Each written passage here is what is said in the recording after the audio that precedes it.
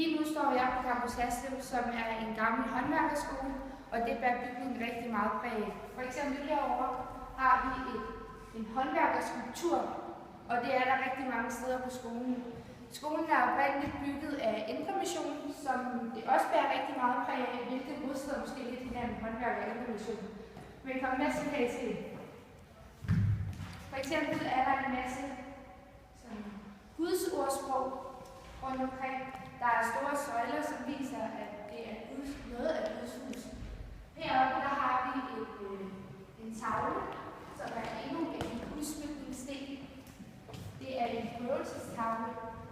Alle de her ting er rigtig fint til en historisk bygning, men Campus Haslev bliver i dag brugt til uddannelse for unge, og det bærer bygningen overhovedet ikke præg af.